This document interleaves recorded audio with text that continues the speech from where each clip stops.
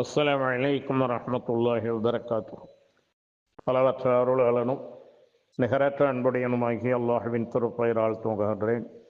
கற்றுக்கொள்வோம், கடைப்பிடிப்போம். தினம் ஒரு தகவல் எண் 1238. தலைப்பு அல்லாஹுவின் நற்செய்தியும் எச்சரிக்கையும். தொடர் 17. அன்பானவர்களே, கண்ணியத்திற்குரியவர்களே, இறை தூதரும் இறுதி தூதரும் அகிலத்தோருக்கெல்லாம் அருக்கொடையுமாகிய நமது உயிரினும் மேலான நபிகள் நாயகம் முஹம்மது ஸல்லல்லாஹு அலைஹி வஸல்லம் அவர்கள் கருணை நபி, காருண்ய நபி, மன்னிக்கும் மனப்பான்மை மிக்க மகத்தான நபி. அவர்கள் பிறந்து வராத நம்மை குறித்து நம்மையெல்லாம் பார்க்க ஆசைப்படுவதாக தன்னுடைய தோழர்களிடத்திலே கூறினார்கள். அது மட்டுமல்ல, அன்பானவர்களே, நமக்காக கௌசர் தடாகத்தில் நமக்கு தண்ணீர் புகட்டுவதற்காக காத்திருப்பேன் என்றும் சொல்லியிருக்கின்றார்கள். அவர்களால் சொர்க்கத்திற்கு நன்மாராயம் கூறப்பட்ட முதன்மையான சஹாபாக்கள் அஷரத்துல் முபஷரா அவர்கள் 10 பேர்கள். அது அல்லாமலும் பலருக்கு அல்லாஹுடைய தூதர் உனக்கு சொர்க்கம் என்று உண்டு என்று சொல்லியிருக்கின்றார்கள்.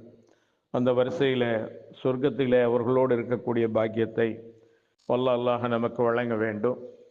அபு மூசா அல் அஷாரி ரலியல்லாஹு அன்ஹு அவர்கள் கூறியதாவது, அல்லாஹ்வின் தூதர் ஸல்லல்லாஹு அலைஹி வஸல்லம் அவர்கள் மதீனாவின் தோட்டங்களில் ஒன்றில் தம்மிடமிருந்த குச்சியை தண்ணீரிலும் களிமண்ணிலும் ஊன்றியபடி சாய்ந்து அமர்ந்திருந்தார்கள்.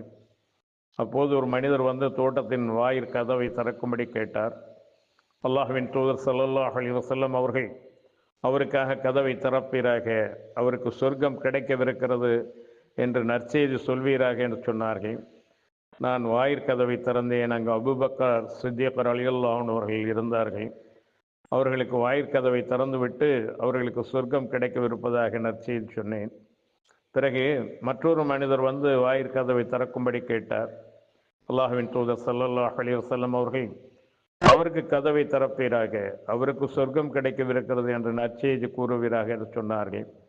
நான் சென்று பார்த்தபோது அங்கு உமர் ரலியல்லாஹு அன்ஹு அவர்கள் இருந்தார்கள். அவர்களுக்கு கதவை திறந்துவிட்டு அவர்களுக்கு சொர்க்கம் கிடைக்கவிருப்பதாக நற்செய்தி சொன்னேன்.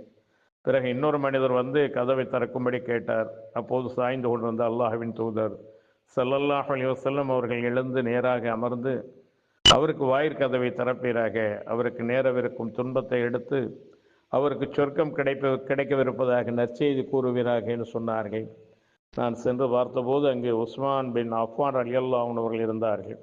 நான் கதவை திறந்துவிட்டு அவருக்கு சொர்க்கம் கிடைக்கவிருப்பதாக நற்செய்தி சொன்னேன். மேலும் அல்லாஹ்வின் தூதர்